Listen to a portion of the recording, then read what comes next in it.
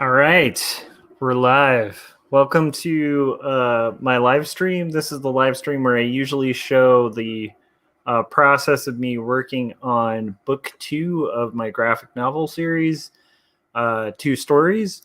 Book 1 of which is available now and actually at a discounted rate. It kind of fluctuates. Like yesterday, it was like $13 for like half the day, and then it went back to full cover price.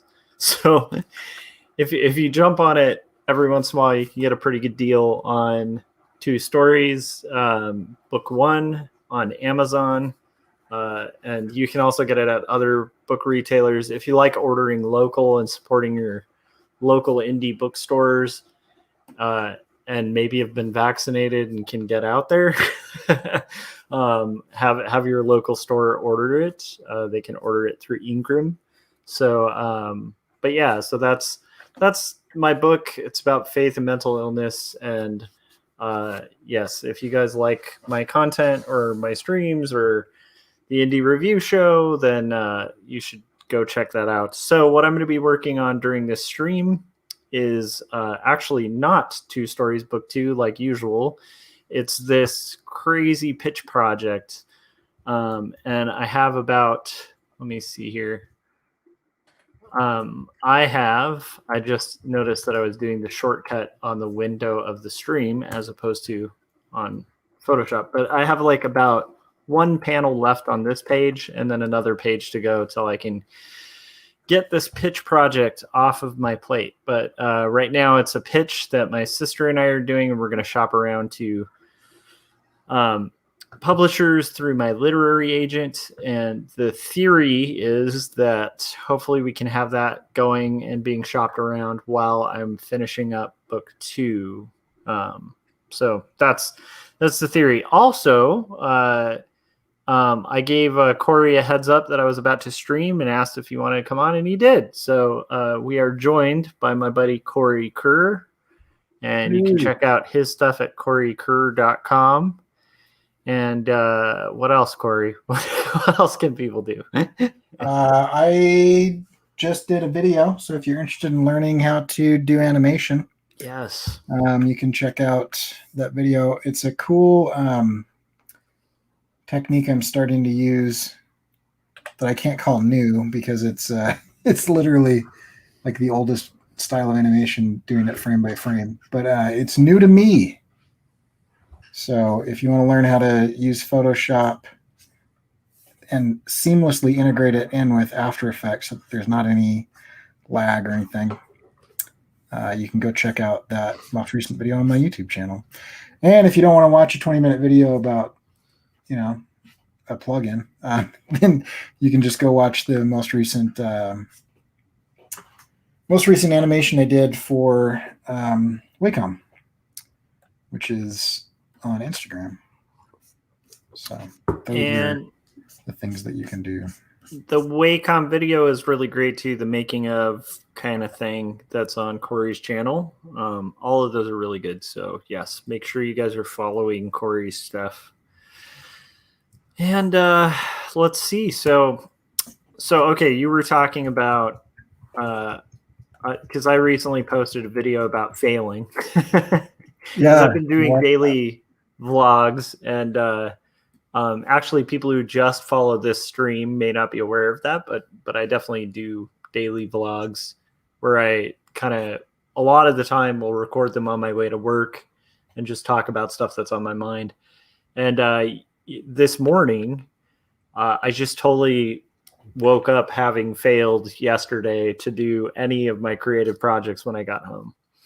And so I talked about failure and some of the reasons I don't have trouble with embracing failure. Like, I don't personally like forgetting failure like really quickly because I like to think of it as like a learning experience. Like, what can I do differently?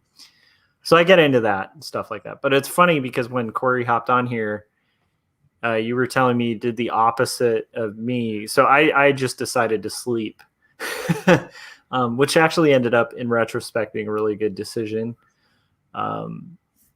Because I think I would have failed more had I not slept. But yeah, you said you did the opposite of me the other day. So how'd that go? And Well, what was that? I was like, all right, I'm just gonna. Everybody's kind of chilling and hanging out after dinner, so I'm just gonna lay down for a minute and take a quick nap. And then my wife woke me up at 11:45 p.m. and said, "Are you gonna do something tonight or go to bed or what?" And it's like in between semesters, so I'm not like working at my day job right now.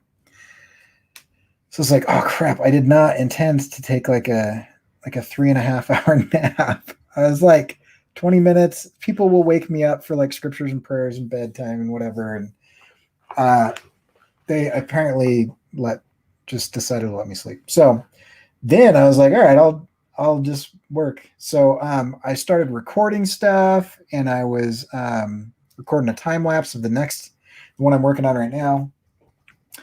And then all of a sudden, I hear my daughter getting up for school because like my studio is like right next to her room. I was like, what? And it was so that it was like 7:45. I was like, oh. So then I was like, I should probably, and then, like once your mind realizes what's going on, all of a sudden you get hit with like the tiredness. I was like, I am all of a sudden exhausted. So I Yeah.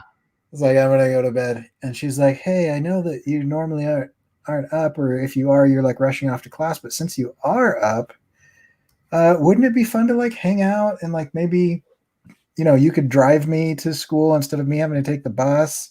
And that way we could kind of just like talk for a few minutes or whatever. And I was like thinking to myself, I do not want to do that at all. I want to go to sleep. But I decided to hang out and eat breakfast with her and then take her to school. And so it was like 8:45 before I went to bed. Oh no. But I had a noon meeting. So I fell asleep around 9 a.m. I woke up at 11:30, splashing water in my face, jumped into a meeting with one of the people I'm hiring to help me with this animation. And then I had this like second wind all of a sudden. Like I could not get out of bed. I was like dragging to get out of bed. But after the meeting, I had this Yeah. like second wind, and I was like, oh cool, I'll just kind of ride this for a little bit. And so then, oh, I don't even know. I don't know, but I got hit hard around 4:30 p.m. It's like my wife was like, "Did you sleep last night?" And I was like, "Well, I slept this morning a little, you know." She's like, "Why aren't you asleep right now?" I'm like, "I don't know. It kind of adds up, like 2 3-hour naps or sort of like a night's sleep." She's like, "That doesn't work like that at all." So, and she's right. So anyway, yeah, That is hilarious. it's not like an interesting story, but that's No, it's funny. I relate to it because I feel like before yesterday when I crashed, like the day before that, I was just on some hyper overdrive of productivity and was like, I don't know, I made progress on all this stuff and I like finished a song and I got like 2 panels done when I usually do like one a day. And it yeah. was like, it was just like, yeah, this is my day. And I took care of a bunch of responsibilities I needed to and hung out with my kid. I was just like, this is a perfect day. And then the next day I was like, yeah, like when I got home, actually my wife was just like, you sure you want to just do a nap or do you want to just like sleep? Because Right. you might need to sleep. And I'm like, no, no, no, it's cool. I'll just take a nap. And she's like, yeah, but you might need to sleep. And I'm like, no, no, no, it's okay. I get it. And then like I woke up from my nap and came out and my wife was working diligently on her kids' books and she balances her sleep schedule better than I do. And I was like, I think you're right, and I'm just gonna go to sleep. And she's like, yeah. Yep. I So know. but yeah, so it's like it's a weird thing because at my nature I have like 2 modes, and one is kind of like the like running a marathon mode, Yeah. and then the other is like the sprints, and I have to be really I don't know. It's weird. It's like you have to kind of sprint sometimes, like in a marathon, right? Like there's points in a marathon where it makes perfect sense. Like if you have the wind to go a little further, you know? Okay, I heard you give this analogy earlier. Yeah. And I have a brother-in-law who would prove you wrong. He just sprints the whole marathon. Yeah, he's like a super marathoner. He's like a triathlete. Yeah. And he ran like Kona or something. It's a Boston qualifier. And his average mile time across the marathon, part of the, there's like the three things where you like bike 113 miles and you swim like 6 miles or something, and like and then you run a marathon. So doing all of those three things, he averaged under a 7-minute mile. Wow. Which means at times he was going faster than that for 36 miles after biking and like swimming. Anyway. So dude's crazy, but I guarantee if we talk to him, he probably does measure it. Like it's weird. It's not like you have to do a slow marathon, but there's times where it makes sense to like gun it. And there's times where you're like, you got to keep some reserves because if you're talking like 36 miles, but that is insane. I'm not saying that to disagree with you. I'm saying that because his like, I'm going to pace myself is faster than I'm going to run this 1 mile as fast as I possibly can. Yeah, I think that would be kind of analogous to like, I'm a slow cartoonist. Like I definitely think I'm pretty slow. Like my wife is actually faster with drawing than I am, and so it's like if her and I sat down for the same amount of time, she'd have like 3 pages done by the time I had one. Yeah, it's just the nature of like the speed I work at. I'm quick enough to like create pretty competent designs like at work. Like I do quite a lot of designs a day. No, I've heard the number of designs that you put out, and it still blows my mind that that's possible.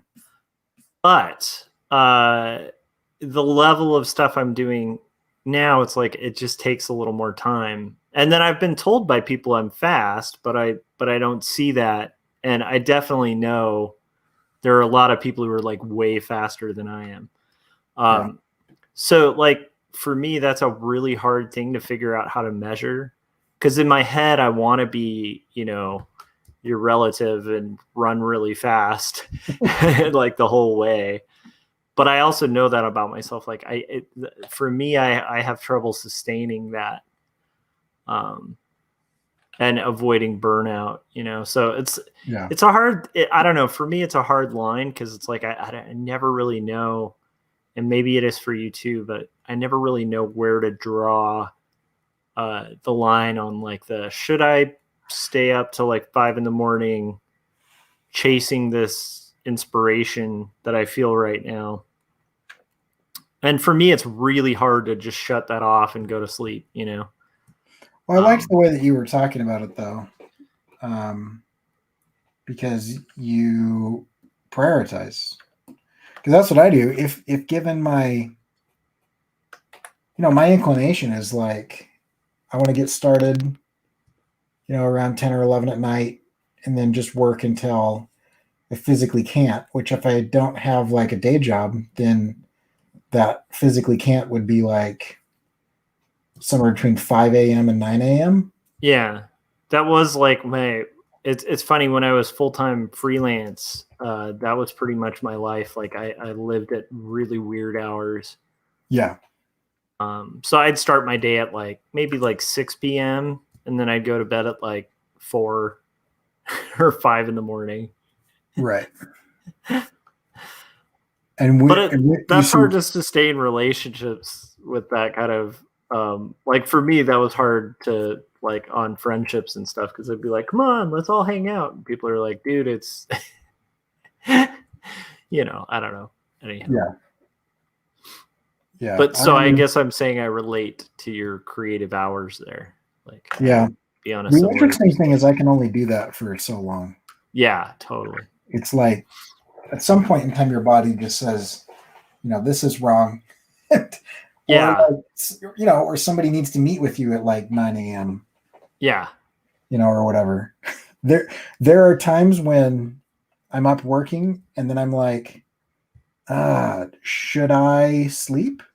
Like, you have that question of like, is it actually worth it at this point to go to sleep, or should I not? You know what I mean? Yeah, I've definitely had those too, because there is a certain point where it's like almost like you're going to be more dead just Yeah. having a taste of sleep. Like getting 90 minutes of sleep is worse than not getting any sleep at all. Yeah. But it is baffling and harder to kind of sustain, like, I think the age we're at, Yeah. Although, with your elderly wisdom that I have yet to reach, I mean, it's hard to. When you ascend to the years, the literal month that I have on you, yeah, it's a different perspective. No, but I wonder sometimes if we just sound like crazy people. Like, like often, people will ask, like, how do you maintain a productive schedule? And I'm just like, I give terrible advice. Like, you just do it, Yeah. like, you just decide and do it. And people are like, but how? And I'm like, no, that's how. You just say, I'm going to do this. And then you don't not do it. Yeah, I kind of agree with that method, though. Like, even today is a really good example where, because yesterday, like, was a workout day. I was like, okay, so I have to work out today because, like, I failed at that. And if I fail at that 2 days, then that'll be a month. I just know myself. Like, I know that if I allow it too long, it just becomes very quickly, it's like a slippery slope, and it could be like a year before I'm touching my comics, or a year before I'm working out, like. Right. So, yeah. So, like, stuff came up, took longer than expected. Like, then it's suddenly like 10 o'clock and I'm like, do I really want to like lift weights right now? I want to know this. You tell me, how is it that we are so awful at like, not just you and I, but like anyone? Yeah. We're so bad at knowing how much time something takes. I have gotten better at it, and I can estimate fairly accurately with clients. No, that's what I'm saying. But for some reason, but like with my own life stuff, yeah, I'm terrible at it. You bought shoes, right? Yeah.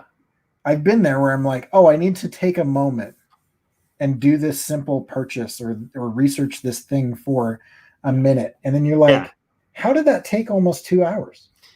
Yeah, and it's funny with shoes, I understand why, because I'm one of those people, if I'm going to buy a car, it takes me like 4 days of going to different dealers, getting cross quotes. Like, I'm a nerd for like making sure I am not getting ripped off. And I'll do all this research for like weeks before buying it, because I'm like, I'm going to know exactly the strategy the dealer's using. I'm going to know the base price, not the what's it called, Blue Book or what, Kelly Blue Book nonsense.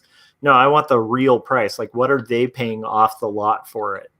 So I know if they're saying, I'm getting scraped for this, I'm not making a penny on this, I can actually pull like, well, actually, if we make this deal, you're making about $2,000.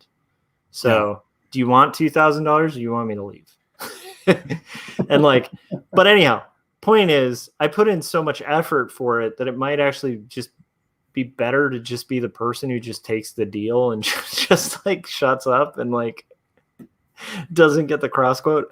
I'm the same way with shoes, where I'm like, I'm picky about my shoes. There's certain shoes I like. It's one of the few things. I mean, I'm picky about my clothes, but I'm not like a clothes connoisseur. Like, you know what I mean? Uh-huh.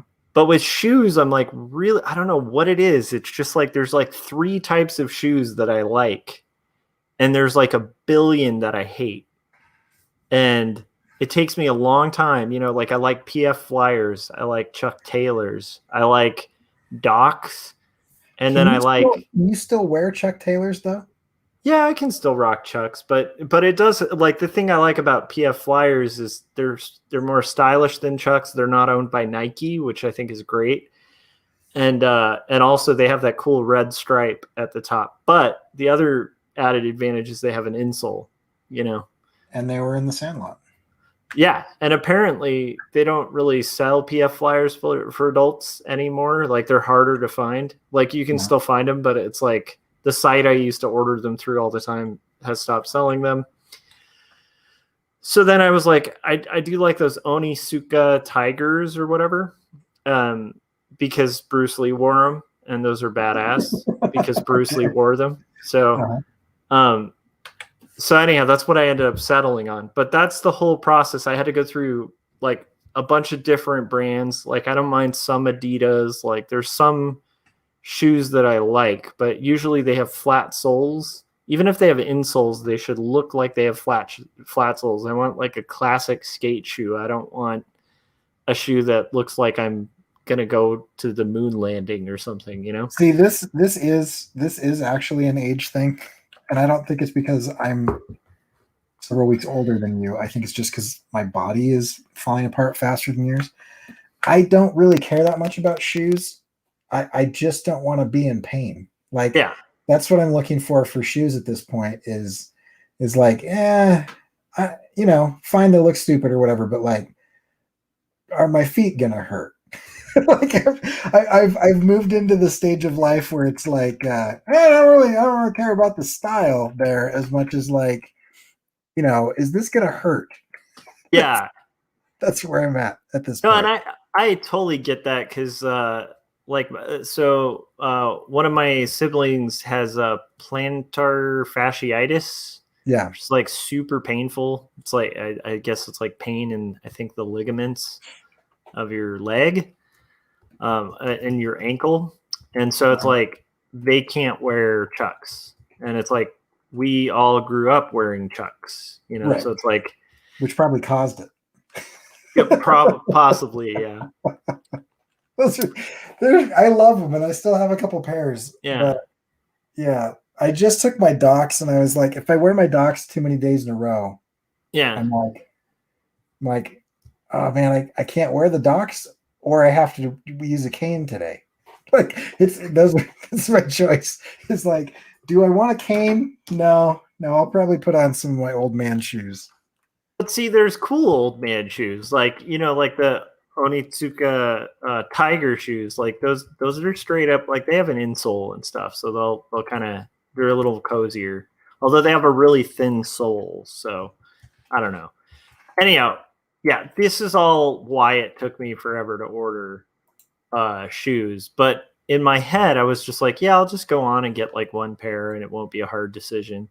And then the other thing is, like, the second I see the price, I think it's because I grew up poor, but it's like dropping more than $20 on a pair of shoes just feels so wasteful to me. I'm like, oh yeah.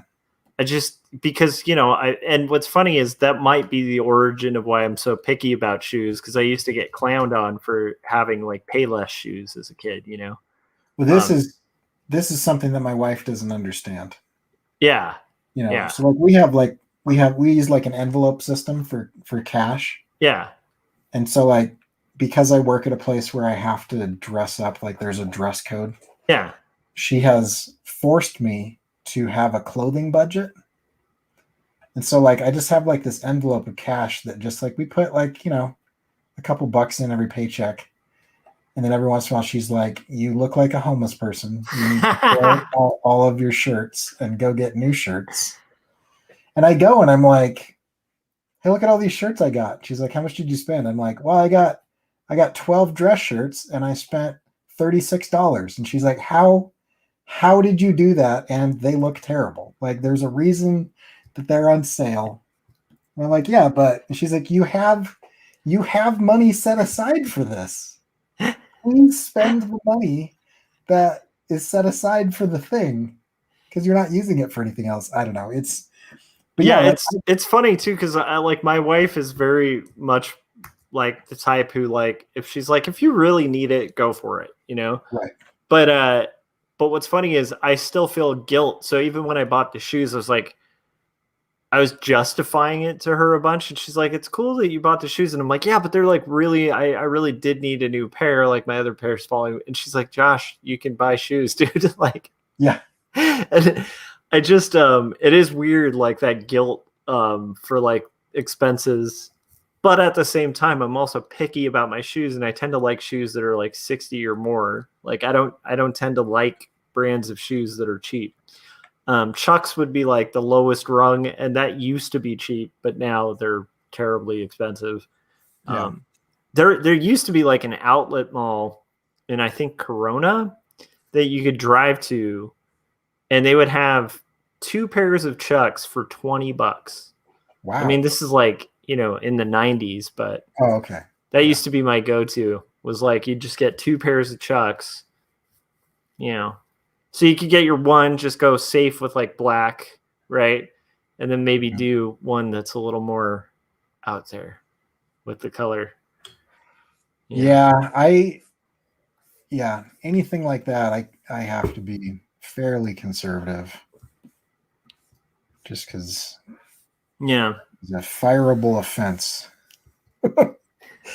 So you can't wear Chucks in a suit, because that's like the most stylish thing anyone can do. I think that Chucks in a suit in fact, in my circle of friends, most of my friends, when they've been married, have done Chucks in a suit. Like it's the ultimate.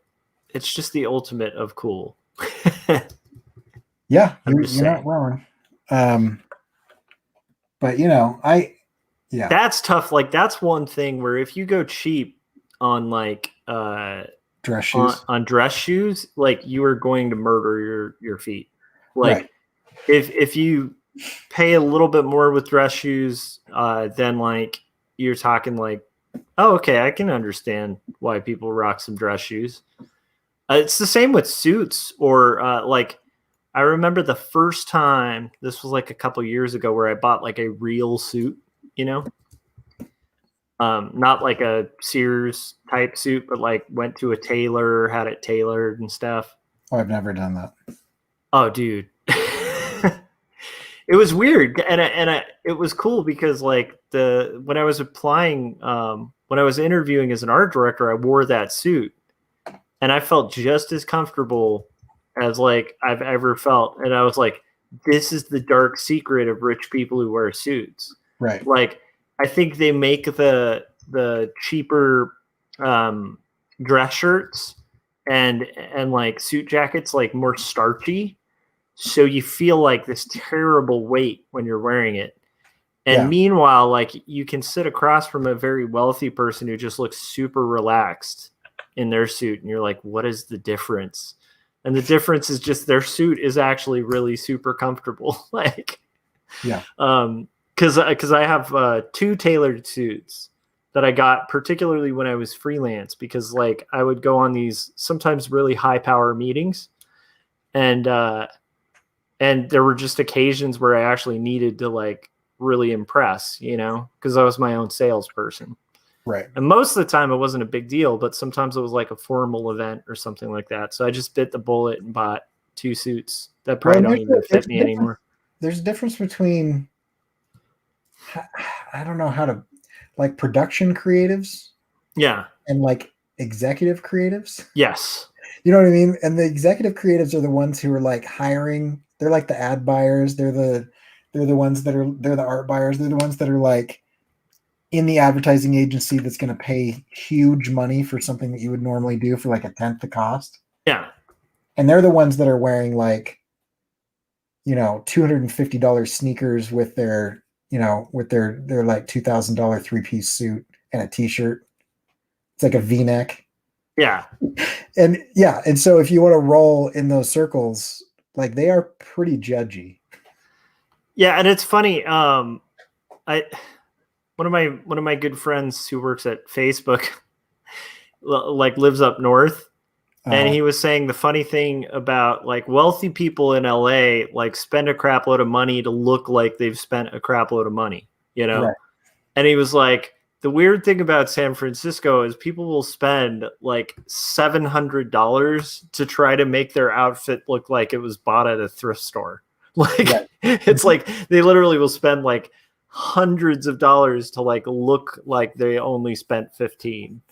It's weird. It's a bizarre, but I will say the suit thing is really cool. And I think if in my head, if I had the wherewithal and the time and didn't mind ironing, I would probably dress like an old-timey professor all the time because I think that's awesome. Like those old. Let me tell you the secret. You don't have to iron if you wear V-neck sweaters under your suit coat, or you have vests, like button-up vests. Oh, vests are the best.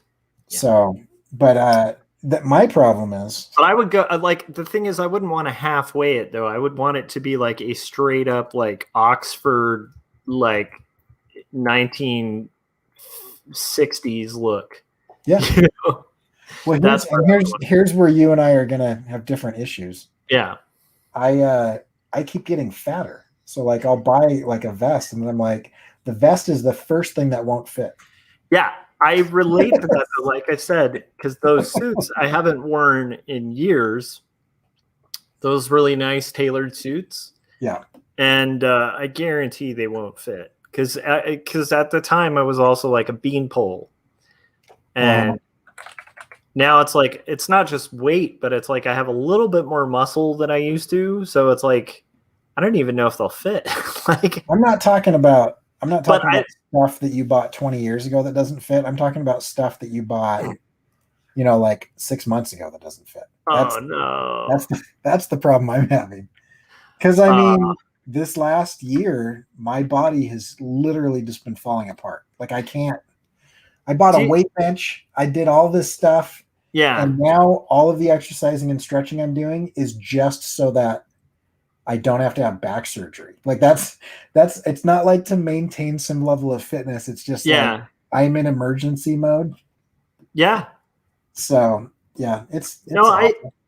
I think there's something like we're not in the same boat necessarily, but it's funny because there is something about 40 that is shocking, and it's almost like to the day you turn 40, and I don't think it's psychological. Like I literally think like when your body's just like this is your just genetic makeup is like, you have procreated, we have no use for you anymore, time to break down. Yeah, your societal benefit is over, die now. And on that bright note, we have Ronnie Gunter joining us in the chats. How's it going, Ronnie? We're talking about body deterioration at 40. Yeah. So but actually, I think that's I do find it really fascinating because I have had some pretty big complications this year, like having to get like a cortisone shot and stuff. That was nuts. Yeah. Where I'm just like, why would my hand just be like, yeah, I'm not doing this anymore? And you're like, but you've done this forever. You've always done this. Why are you stopping all of a sudden? Yeah. So I don't know. That's terrible. I definitely think like the only like the thing I do with exercise, like I don't think I can do the pull-up thing because of some of what you mentioned, because I noticed when I was doing it, I was like, oh, this isn't helping me. This is actually going to like fuck. Like I was about to use a bad word. This is going to mess up my my back and my arms, like, because I could feel it pulling at the sockets, not like a regular. And I was like, I don't know if I'm made for this. Like, I'm sure if you can do it and you build it up slowly, because I was doing the reverse ones for a little bit, and that helped. But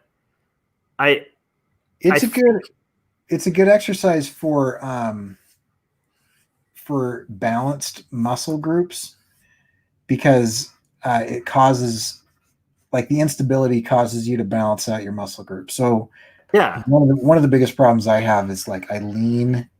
Apparently, the chiropractor I'm working with, who I really like, he's like a college athlete and stuff. So he's not one of those guys that's like, you should stop doing things. He was like, he told me exactly what's going on. He's like, so what sports did you play in high school? And so I told him, and he's like, oh, okay, yeah. So you have a shoulder injury that you've been compensating for. You can't lift your right arm up. And I'm like, what are you talking about? I can lift it up. And he's like, no, to draw, you can't maintain the height that you need to make those, to draw, without like leaning on your left arm. So I'm like compensating by like tilting my rib cage to lift my shoulder up higher so that I can maintain drawing. Oh, that actually makes a lot of sense. And so a lot of my problem is that I am jacking up my spine and my ribs and everything because I sit for hours and hours and hours every day putting like 80% of my weight on my left elbows just so that I can get my arm high enough to the drawing table. Yeah, that makes a lot of sense. So, and at one point in time, I removed the armrest from my chair, and that helped my posture, but it was excruciatingly painful. So, anyway, but yeah, so now, but like things like things that require like symmetrical movement, but that aren't fixed. Like machine lifting isn't good for my condition, and like a fixed bar isn't good either. So if I'm doing bench, I need to do independent dumbbells. That's what I do anyway. Like, yeah, because I don't like the idea. I don't own a bench, and I also just like I am not very familiar with lifting. So like even with the single bell bars or whatever that would be called, a dumbbell, I guess. with those, it's like I feel like I can measure it better, and if worst case scenario happens and it's a little too heavy, I can put it down. Whereas like I just have this fear of like doing a bench press because I am very unfamiliar with working out. So it's like that's something where I could look up a YouTube video on like how to lift properly and then totally call it wrong and then potentially crush myself to death. yeah. I'm like, well, you should like never, yeah, you should never lift alone. yeah. So that's why like when I do, I just do single weights because that I can do on my own and it's not really a big deal. Before I got hurt enough to where I had to stop lifting, I was actually adding quite a bit of weight to my bench. I think I added about 75 pounds from when I started about That's awesome. 4 weeks earlier. I mean, when I was in high school, you were always amazing as we age when we were younger, But Were I mean, we? I'm like, I don't know. I'm actually in better shape. That like this like I keep in mind I have a lot of body issues that weren't when I was young, but it's like this year is the first year where my BMI was what it's supposed to be. It was literally the first year of my life that's ever happened at a doctor's. Because I don't believe that is accurate. But I mean, when I weighed 135 pounds, I was benching 205 and squatting 315, and I ran a 440 and a 6. I don't even know what a 440 is because that's how much I did not exercise. I don't even know what that means. What does that mean? 4 seconds. Oh, okay. Yeah, I missed out on pretty much all language that relates to physical activity. Yeah, I mean, if you can imagine, I was benching 350, or I was squatting 315 pounds, and that's literally why I'm short. It's like no adult at that time was like, "Hey, 14-year-old, maybe you shouldn't put 3 plates directly on top of your spine before you've hit a growth spurt." Dude, I have friends that I knew in art school who were like as kids, like they were really active in like gymnastics. Oh yeah. And their parents, like I didn't realize that there's a lot of like very messed up parents in that field where they're just like, you're gonna get on those parallel bars and you're gonna get on that horse and do your thing. And anyhow, it's like there are practices that literally they're like, you need to destroy your body to get good at this event. Yeah, and what's weird is it literally stunts your growth. So a lot, like they were a little bit shorter than they probably would have been, and very strong, but just sure. Yeah, that can actually damage. That's one of the things like I was really careful with because of the fact that I don't know anything about exercising. I really was pretty cautious with like looking up exercises that it would be really hard for me to injure myself with. Okay, so I've got That's a why story. one of the main reasons I do rowing, because I'm like, it's so good, and it doesn't like have that crappy effect on your legs that running can have on Right. like your joints, because it's a low. You would know this better than I would, but it's like Low impact, yeah. what's that called? Like Low impact. yeah, something Yeah. about water resistance or something with that, but I can't remember. Yeah. Well, I mean, it's any jarring impact on your joints is not great. But and running is just a series of jarring impacts on your knees and ankles. And when you're fat, it's worse. It's like there's just more of it. But yeah, I don't know. But so like I was this is back when I was lifting like last year before I got injured. And and I was like, I'm just going to use the fixed bar. I'm going to put the weight on. And I had gotten to the point where, and this sounds like a brag, but mostly it's just how cheap I am. I ran out of plates. Like I put all of the plates I own on the bar. Like it was like, this is as much weight as I own in this home. Like it's all there. And, I typically lift to exhaustion. Like you lift to failure. So you do like 3 sets to failure, meaning like you go until you can only get like halfway up, and then you have your spotter take it. I just wasn't paying attention, and normally my wife, because like if you get a bench like halfway up, and somebody gives you like 20 pounds of pressure to help you get the rest of the way, you can put the rest of the way up. Um, so in my mind, this was not a big deal. And I wasn't paying attention, and I full on repped to failure and pinned myself under like 150 pounds of 175 or something. I don't know, whatever it was at the time. Not a lot, but enough that after I had done like 3 sets of this, I had like nothing left in my arms, and it's just sitting on my chest. It's like directly on my sternum, and I am like straining, and like that feeling that you get immediately before something rips or tears. Yes. Like I kept like edging up to that feeling, and I'm like, crap, I can't. If I push more, my body will break at this point. And so I'm just yelling. And I'm downstairs in the basement, and for some reason, no one can hear me. I'm like, hey, someone come down here. I am screaming at the top of my lungs. I can't get to my phone. Oh no. Yeah, it is a comedy of errors of me I just stupidly pinned myself underneath this thing. And no one was listening. Also, I tend at the time, before my daughter lived downstairs, I tended to listen to really angry, loud music. And so I don't know that me yelling sounded any different than like some of the metal or punk that I listened to.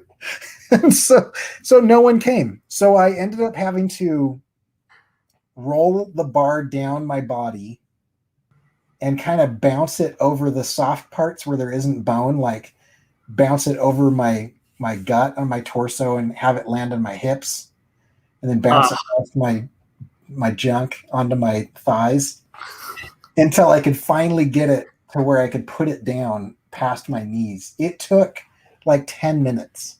Yeah. So yeah, don't lift alone. That's a really bad idea. Yeah, So that whole story is to say I agree with you. I don't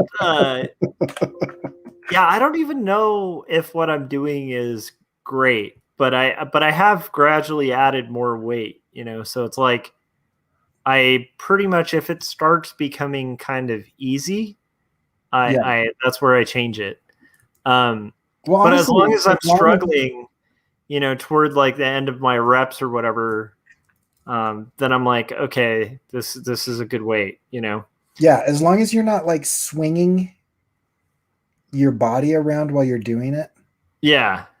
Then you probably have good form. Like a lot of people start doing curls or military press or whatever, and they start twisting their torso or like swinging like they're getting momentum out of their spine.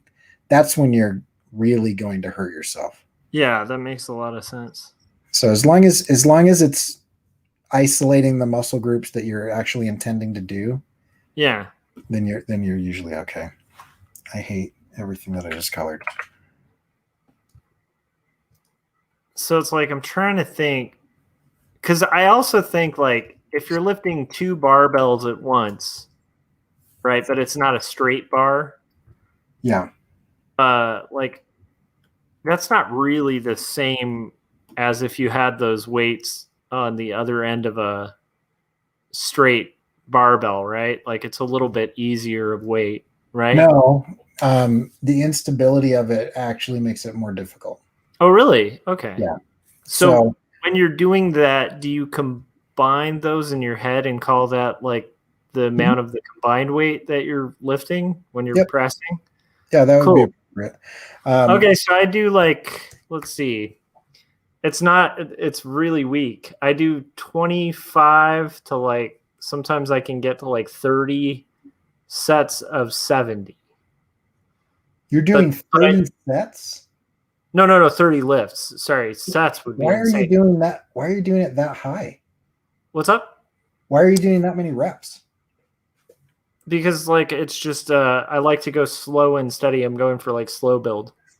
I'm not like pushing up really fast. What are you? Yeah, that's fine. So you're not going for explosion, but like, what are your goals with that? Well, initially I was just like, my main thing is just to keep strength. Like I'm not really interested in like building massive muscles or anything. Did you say 70? 70 pounds, yeah. 70 pounds and 30 reps? No, 30 lifts, not reps. Sorry. Yeah, no, that's a rep. Like a rep is a lift. Yeah, I mean, usually I cap it at 25, but sometimes I'll go a little further. Yeah. I would recommend that you put more weight on until you're hitting about 11 to 15 reps. I don't know.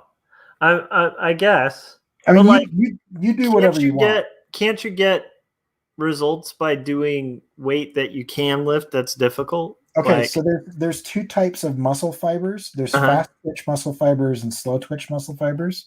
By the way, for anyone watching this is purely fulfilling my own interests and I know it's not art related, but I am fascinated with this stuff because this is stuff I literally never learned. So I'm always interested in it. Sorry, go ahead.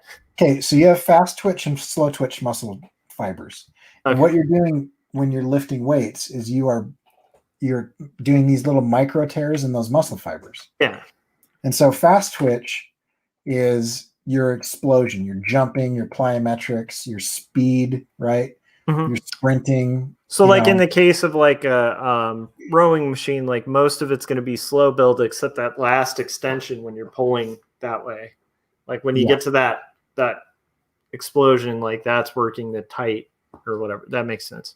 Right. Or, just think of like your running analogy, right? Oh, sorry. 1 second. Ronnie said he hasn't worked out in a while, but he got his last vaccine. Happy about that. I am happy too and jealous. Like I got my first vaccine yesterday or the day before yesterday. Awesome. My last one's going to be on the 3rd, but did you have any weird side effects or how'd it go? My arm hurts a lot. I mean, not a lot, but like it feels like about an hour after I got it, it felt like somebody punched me in the arm really hard. And today it's just anytime I move it feels like just that one spot where I got the shot is like the first time that you lift weights in 6 months and you overdo it. It feels like that. That was pretty much my only big side effect. And then I've heard the second shot is the one that'll kind of rock your world for a day. Yeah. But then again, I also have friends who like had no impact at all. So I'm hoping I'll be on the lucky side. Yeah, I don't even mind that. It's like I'll take a day. Yeah, I can handle pretty much anything for 48 hours. Yeah, dude. Temporarily, as opposed to weeks to months and then lifelong complications. Like, nah, I'll take a day. Right. I'll take a day of suffering. Anyhow, that's awesome, Ronnie. I'm stoked for you. Okay, so let's get back to this. So explosion versus Endurance. endurance. Okay. Okay, so like long-term endurance is going to be slow twitch muscles. Those are slower weights, higher reps, with lower weight, right? And so you're moving slower. You're doing a higher number of reps. You're gonna end up getting leaner muscles so that it's not going to bulk up, but also you're actually ignoring half of what your muscles do by only doing the one type of lifting. You should alternate between low weight, heavy or low reps, heavy weight, and then high reps, low weight. Okay. So if you only do one of those, um, you're doing yourself a disservice because you're only using half of what your muscles do. Huh. Okay. So right now you're only engaging one type of muscle fiber. The other type is probably atrophying.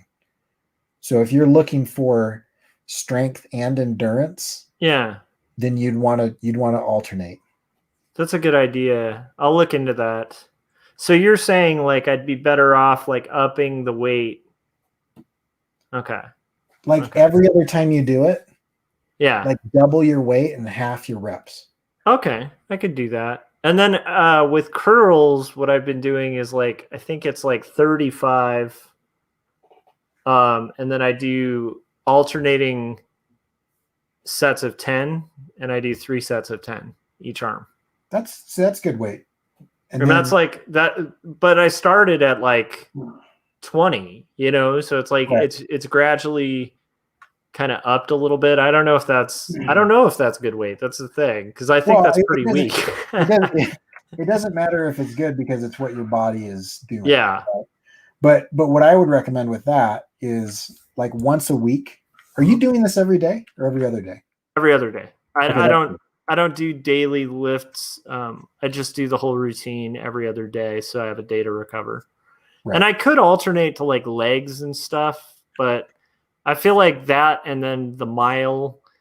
I probably should start doing the mile rowing every day, but I do that every other day. So the most important thing is that when you lift one muscle group, you need to lift the opposing muscle group.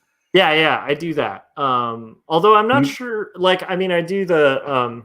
It's sad because of the hand thing. Yeah. I can't do.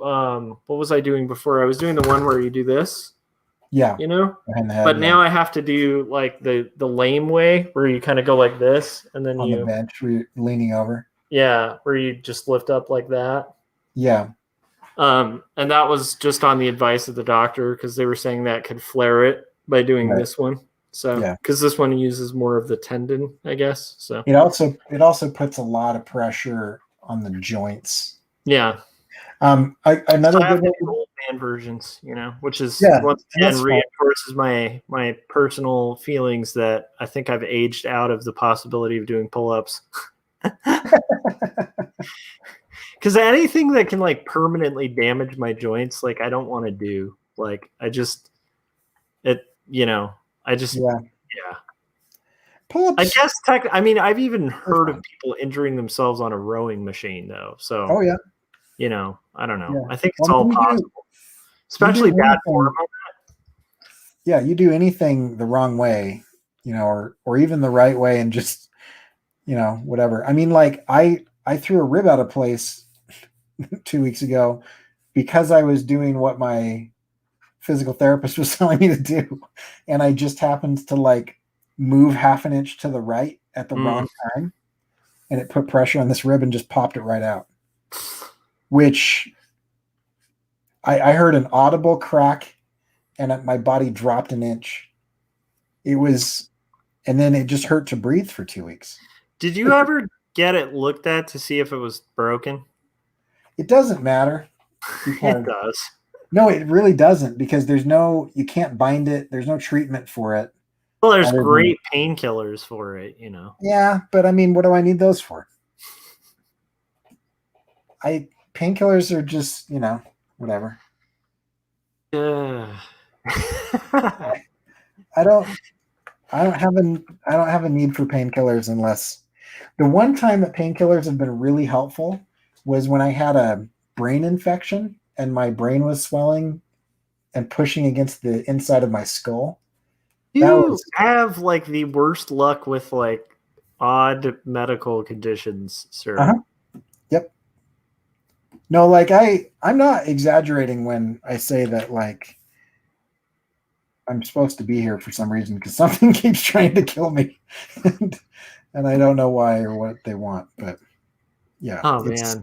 Yeah. So, but yeah, so I had a virus, an intracranial virus that caused the fluid of my brain to swell and cause the brain tissue and basically like where your nervous system is, like the pain center was like pressing up against the inside of my skull. And it was one of the most horrific, like I couldn't form thoughts, like thinking hurt, like I would just be moaning and like Malia would come in and ask me how I was doing. And just like thinking of an answer was so excruciatingly painful that I just started crying every time. That makes sense though, because that would be the same exact receptors that are triggered especially bad by an abscess. And I don't know if anyone here, I'm sure people listening to this, some people have had an abscess in their tooth. Yeah, I had an abscess when they took my wisdom teeth out. If you want a little taste of that brain center being activated, it's like there is a point with that where you literally won't walk. Like you can't get up. You'll just lay in bed crying. Like it's brutal.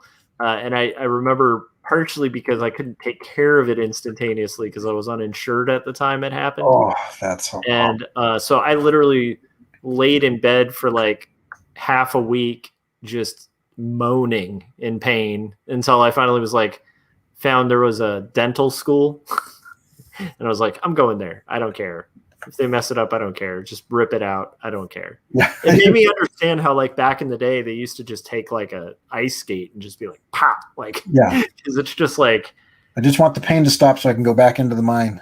But the brain center you're talking about, that's like that, but just like there's no off point. That's insane. That's terrible. Jeez. How did that? Well, so I am kind of curious. Like, how did that get resolved? So we got because it was symmetrical and not asymmetrical. They hypothetically ruled out a brain tumor. They're like, it could be a brain tumor, but usually that's going to be asymmetrical. But because you're experiencing pain everywhere instead of like just on one side, we'll wait to do a CAT scan until we like rule out other things. But you're not going to die tomorrow. So anyway, so they put me on they put me on an antibiotic. They're like, it might be this thing. And so the antibiotic didn't do anything. So they put me on something else. And then eventually they put me on an antiviral, which you can't kill a virus, but you can stop it from reproducing. And so the antiviral worked. But I was, by the end of that week, because I was going to the doctor every day until they figured it out. By the end of that week, I was on 5 different medications. And the 5th one was me saying, I don't know if any of these are working because I'm vomiting so much. Because like every single one of them had like a possible side effect of nausea. And they're like, oh, well, let me give you this, this anti-nausea. And I was like, I can't. Yeah. Down. So that was the first time I've used a suppository. That was a weird experience. Oh, it's brutal. But I stopped throwing up every 30 minutes. So that was good. But then eventually, I think the antiviral was the thing that killed it. And then, or at least it ran its course. And so now I just have PTSD every time I get a headache. Like I got a headache that felt because it started out like a headache. Like I've never had a migraine, but I had a headache and it moved into what I thought was a migraine. So I was like, oh, it's a migraine. these suck and they're awful, and I know people that have them and they're horrible, but usually it's like, I'm going to go to sleep and just sleep this migraine off. And then I woke up like several hours later, just like screaming, and I was like, this doesn't feel like a migraine. So I got, this is probably a few years ago now, I had a headache that was approaching like migraine levels. So like I went into the doctor, because I'm that guy that's like, I need an appointment. And they're like, yeah, we can see you on Tuesday. I'm like, no, I'm coming now. I'm not going to the ER because they're just a bunch of idiots. I'm coming in. You're going to see me. So that's happening. so I go in, and the guy puts me on, he called it a cocktail. He's like, this is a cocktail. It thins your blood. It's got this to thin your blood. It's got this for the pain. It's got this for hydration. It's got this as a muscle relaxer. He's like, one of these things is probably causing your headache right now, but all of these combined will probably kill it. And so that worked, and I didn't have like my brain try to explode again. But like I was full on, like, because I missed like 2 weeks of work. Like I was like, Yeah. I was out. It was terrifying. Yeah. and my cousin had just died of brain tumors like a couple months before that. So you also have that idea in the back of your head, like, oh shit, like this could be, like I'm full on gonna die now. Like this is it. My wife is gonna be widowed. My 2-year-old daughter is gonna be fatherless. Yeah. So anyway, no, it turned out to just be a thing that the doctors guessed, because they didn't get like a conclusive test back. He's like, my best guess is that there's like 400 different versions of herpes.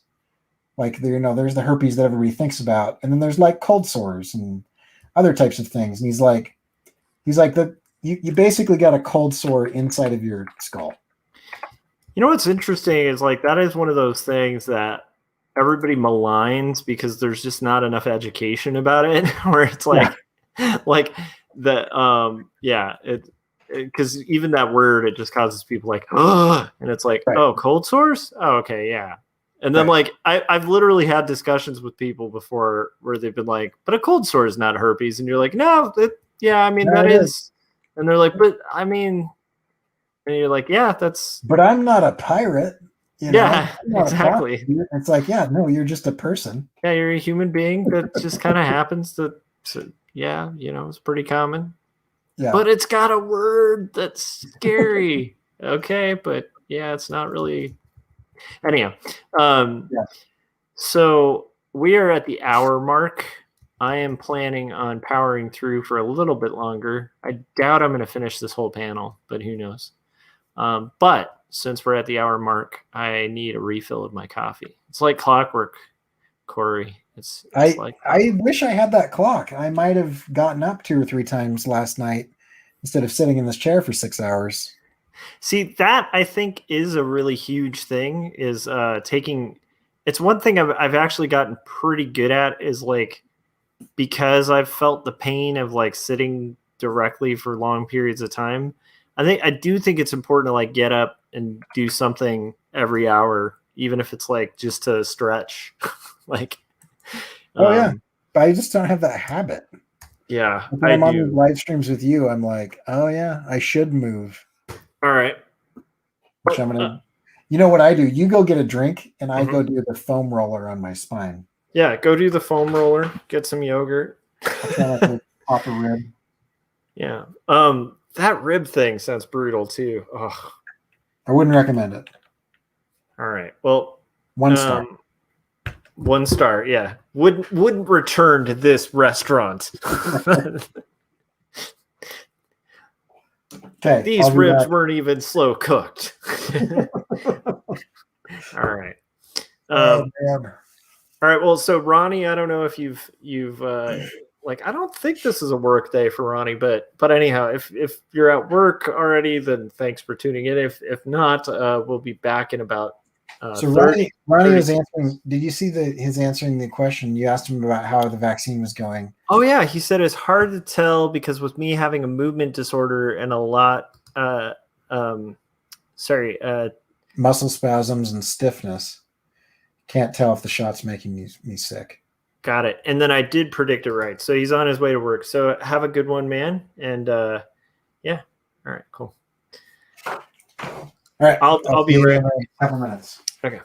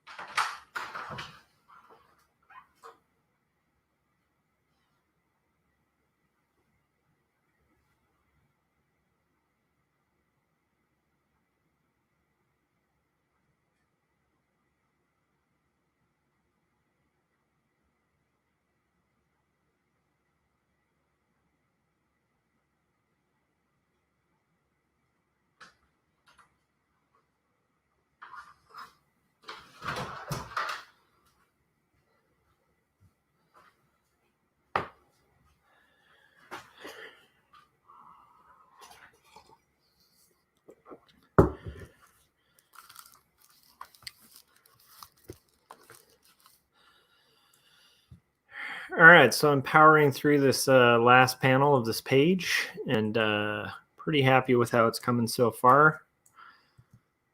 Definitely getting there.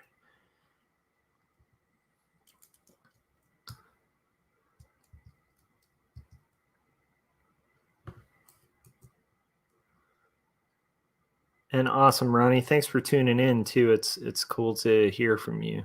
So as usual, it's late in the morning or early in the morning, and still kind of working at it. And like I said at the top, my hope was to make this like about an hour. I will probably go a little bit longer, but not much, because I definitely am aiming to not burn out. But I do want to make more progress on this panel, see how far I can get. And I am excited to be getting closer to like done on this pitch, which is actually really fun and kind of a nice change of pace. Like one thing that's great. Oh, hey, Frank, how you doing? We did take our water break. Corey's out for about 10 minutes, or not 10 minutes. I think he said 2 minutes. And I just got a refill of my my not water. I probably should have some water, but this is just straight up coffee. And hello, Night Gang, to you too, Frank. How you doing, man? So yeah, so like I'm actually like, one thing I love about kind of changing it up with this pitch is like it's a project I really want to work on, but it's also been a really good reminder of like the project I'm supposed to work on. So it's like I'm definitely looking forward to kind of getting back to the main one. And when Corey gets back, I'm kind of gonna have to ask him about that, because he took a side project doing a project with Jim, which came out really cool, and I think they had fun doing it. But I think one of the byproducts of doing a side project like that is like, I'm curious if there's like a renewed vigor for the personal projects, you know? I don't know. I don't think I'm allowed to do personal projects anymore. Oh no, just because. Well, then again, I mean, I think you've gone about it in a really cool way, where it's like you've been doing creative projects that you would probably like. That music video, it feels like a bunch of stuff you'd want to animate anyway. Yeah. You know. Yeah, there is some of that for sure. And then you know, when you take on your giant graphic novel, you know. Oh man, I don't know. I struggle with like limiting my output. Like right now, I for fun am making an album, and because I have this is like my hobby, like straight up like building models of World War II replicas type hobby, you know. Which, by the way, I could totally get into that. You have no idea how many times I've had to talk myself out of um, Chip uh, building. vacuum molding. I have a half built wooden ship in my garage. I knew it. I knew it. I had a suspicion because I'm like, you are a fan of ships. Yeah, but so many times I'm like, I am gonna get into kit bashing toys, and I always seem to stave it off just for one more year. That's like almost my Christmas present every year is getting like a vacuum chamber and a bunch of like silicone mold stuff. Frank said you're big with the Wacom circle, and you're big in Japan. And he also made a great dad pun saying, "I'm a fan of friendships." Oh. Frank, that's awesome. Aw, we're a fan of your friendship. So yeah, that sounds pretty awesome. Actually, there are like little hobbies that, like even the music thing. For years, I avoided doing music because I knew, like, I needed to target my resources towards one thing, and I was like, I'm gonna make that art, you know, Yeah. for like quite a while. And it's only been in the last few years where I've allowed myself to like I'd noodle around on the guitar every once in a while, but I took years from just allowing myself to just do something for fun. Mm-hmm. And then I think, yeah, that was just one of those things where I was like, I need to do a fun thing, like, as opposed to just, which is funny because even though it's fun, I still get all project oriented about it. Like for me, I have trouble maintaining interest if there's not a goal. Yeah. With stuff, you know. Yeah. I don't know. I mean, that was one thing where Jim and I both were like, we both agreed at the end of that it was great and that we really are excited to going back to our way of doing things. Yeah. Because, I pushed him towards stuff that he doesn't like doing, like a bunch of pre-production stuff. Yeah, which is funny because I like on the video that I posted like 30 minutes before doing a live stream in very un-YouTube wise fashion. Like I'm actually, that's the thing. I am doing things wrong with YouTube that you're not supposed to do. Like I am over posting. If I were to post like a vlog maybe once a week or something, yeah, it probably would get a lot more views. right. But I'm kind of enjoying doing the vlogs, so I'm like, meh, I'll just put them up. But similarly, like same thing where it's like, if I were wise, I would have like held off till tomorrow and then had it go up first thing in the morning, you know. Right. But I'm not. So anyhow, but on that video, there's a like Jim like talked about doing some boarding at scale of the actual shots, and I was like, I didn't even mention because I didn't want to like rub it in or anything, but I was like, that's totally a Corey thing you picked up, huh? Yeah, because he used to. I don't know if this is new for him, but he used to just kind of wing it. Yeah, but you can't really wing it if somebody else is doing the animating.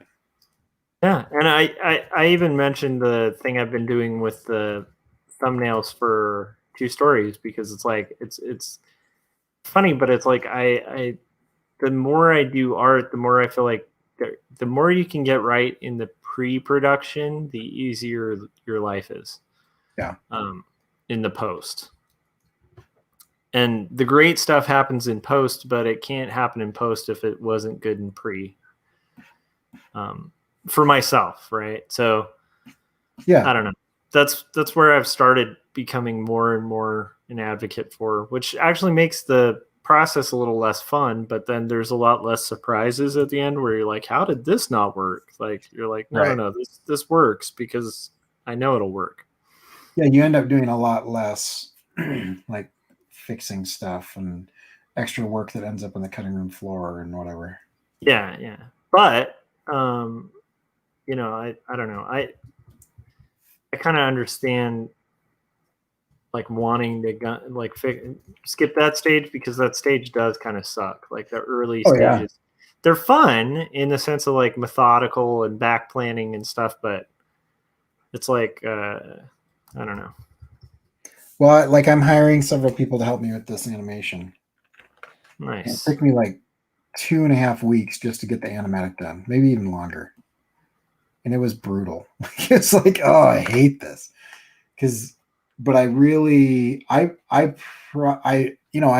do wing it a little bit. But I was like, in this, I need to have like a very clear roadmap. Yeah. So that this works. And yeah. And also, especially when you're directing, right? Like if you're directing other people in a project, like clear communication is 90% of the job. Like, because if you don't communicate clearly, then you're going to run through your budget. And so that's smart, that's just smart thinking. Because it's like if you give people a really clear roadmap, then you're going to get the results you want, Yeah. So, but anyway, I met with those guys and it was like, I was like, all right, here's what I want you to do. And we just watched the animatic together. They took notes and it was great. It's like, they're like, okay. I'm like, yeah, so go take that and build out an asset list and, whatnot. But yeah, it was well worth it. And I mean, if you're working with a client too, like I got really solid client approval. Yeah. Because there wasn't any guesswork. There wasn't any like, yeah, and this part's going to look like this. It's like, this is what it looks like. I've shown you the mood board already. Like it's going to be exactly like what we talked about, Yeah. So it's good though, because that's also a really good way to work with clients. You want to ease their fears because really, like, nobody wants to go blind into something, Oh man, and yeah, if you are not communicating with your clients well, they'll start to freak out because they're spending all this money. Yeah. And if they don't hear from you, then they're like, oh, what's going on? And as annoying as it can be sometimes dealing with clients, like I think that's a really important thing that creatives can lose touch of with is the fact that like, like there's a human being like at the other end of that who's spending their hard-earned money on your art, And so it's like there's a responsibility there to those people. Like you want to make it a good experience for them. And you want to make a really good product for them and ease their fears like any good person would selling a product. Like, right. It's, I don't know. I also understand because I am an artist. It's like I get the client frustrations and sometimes clients can be a pain in the ass and like all of that. But I think if you lose touch with that humanity of the client, like you can really... like you could even keep a career like that, but it's just like you're going to lose a lot of the fun of the process of working for clients, which is like it's a collaboration. Yeah. And they're spending money, I had a student recently do like an Ask Me Anything on Instagram. Nice.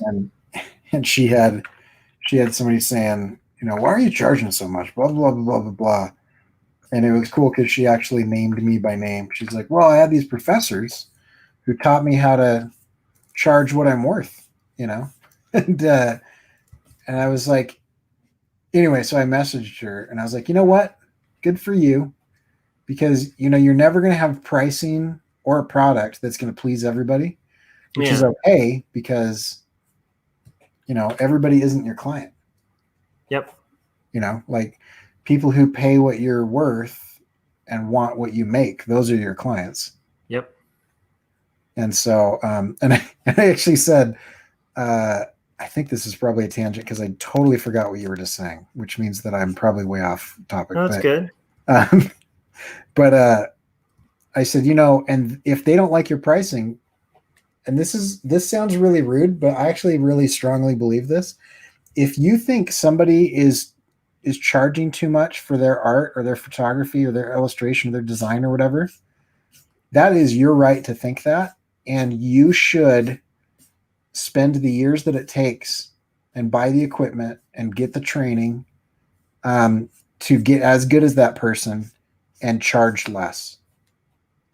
If you feel that strongly about it, I agree with you, and you should make the sacrifices that they make. And then after you spend the 5 to 10 years that it takes to get good, give it away for free or charge less.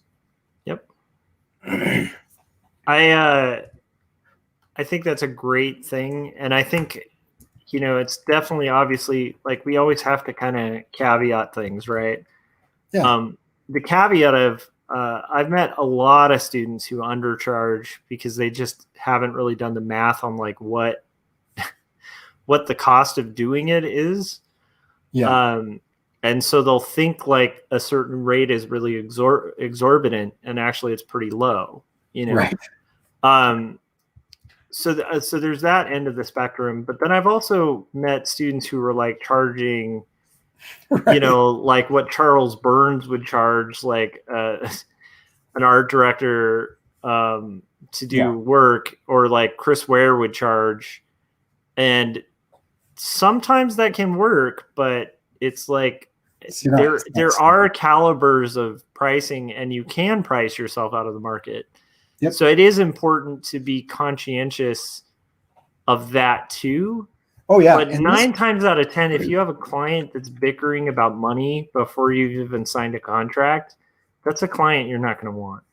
Yeah. Like that, at least that's been my experience. Like I've had clients, especially when I was early in my career, I had some clients that would, try to talk down the rate. And it wasn't like a collaborative thing where they're like, that's not in my budget. Is there anything we can do to kind of, it wasn't that kind of thing. Yeah. Which that, by the way, happens all the time. That happens with me, right? Where if I go, like, if I'm going to buy a car and I'm like, I need it to do all these things, and I describe like what I'm looking for, and they give me a car that's like way outside of my budget, I need to reconsider what I need. Like, right? Because maybe I could pare it down. Maybe instead of like the fancy bells and whistles that I wanted, maybe I can deal without like that extra thing. Or, and so like that's a natural part of pricing. But, it's like if you're running a really fine restaurant and somebody's wanting filet mignon at like for the price of a hamburger, like there's a point in time where you can just point them to the McDonald's and be like, have fun, dude. Like go there.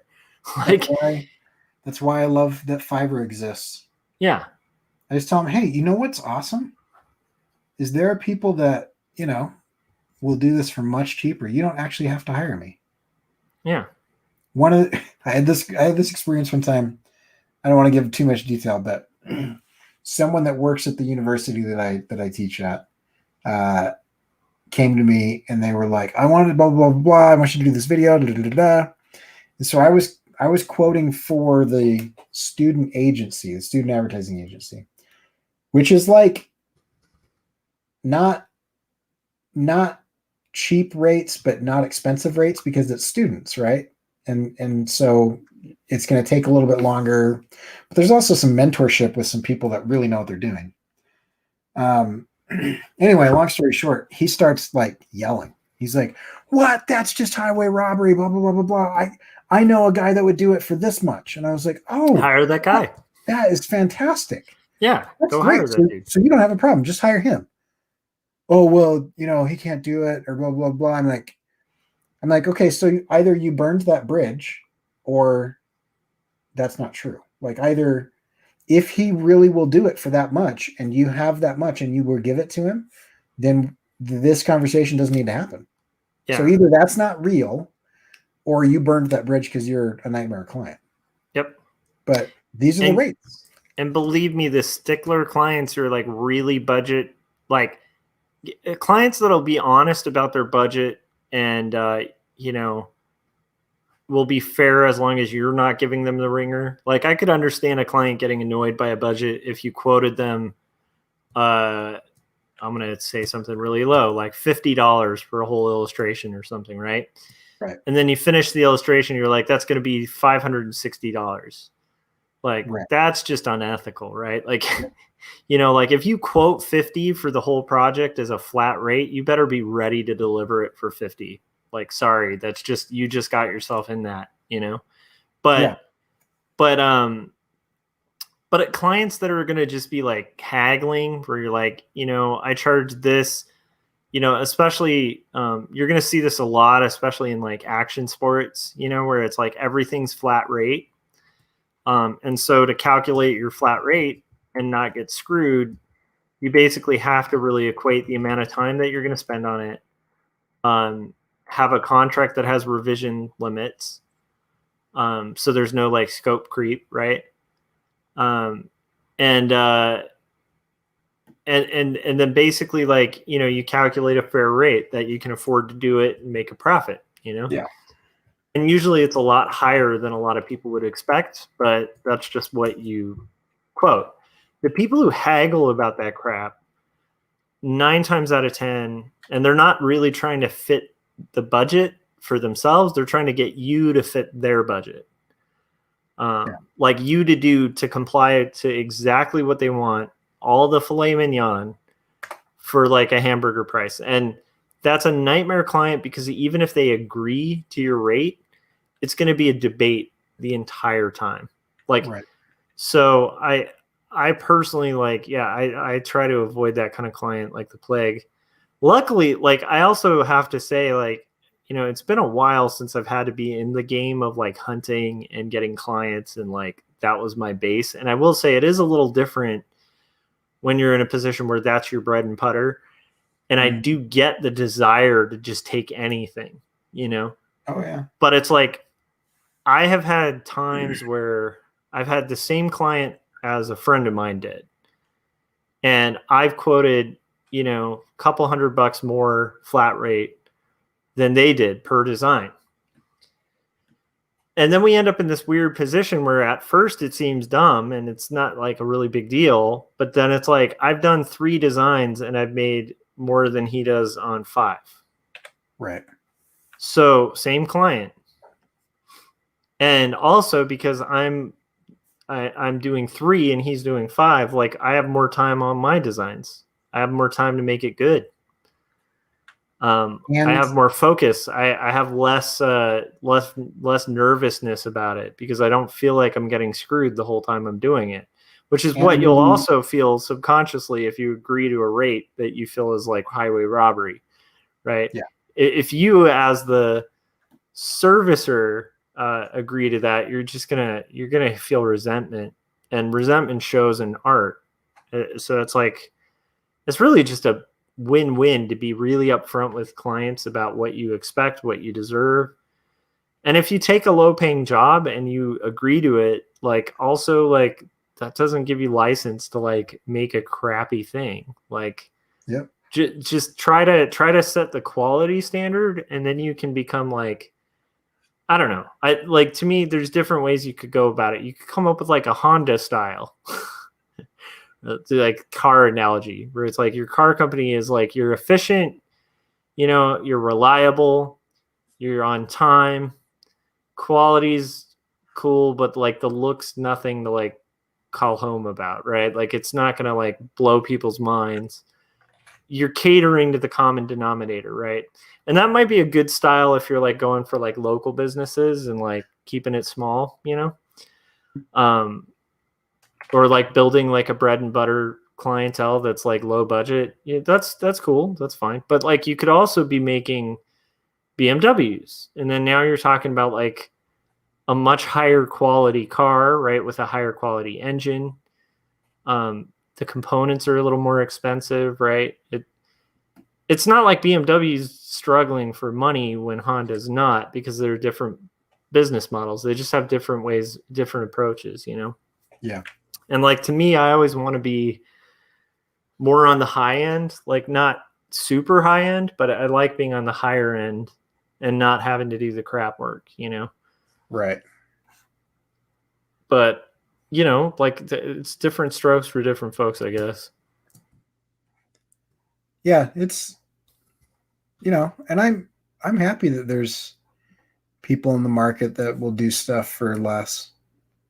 And like you said, like being honest about your skill set is important, you know.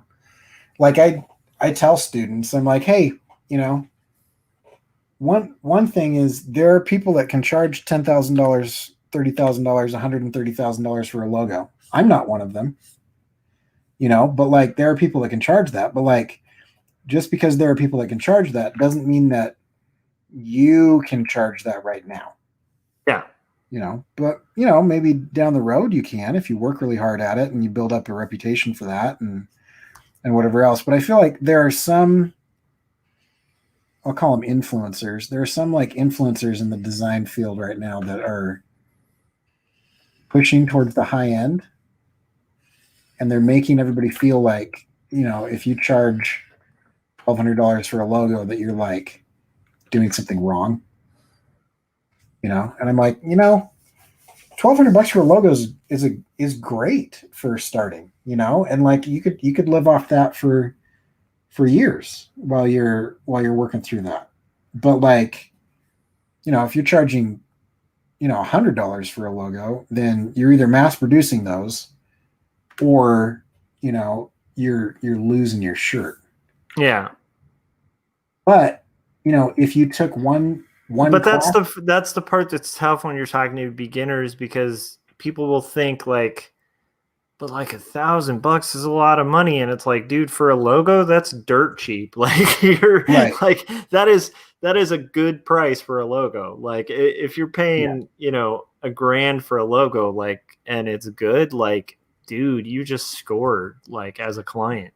Right. And because Corey's right. Like they're, you know, the average cost for like a logo, you know, for people who specialize in logos tends to be like, you know, depending if they're on Fiverr, then it's like more like the $100 range, right?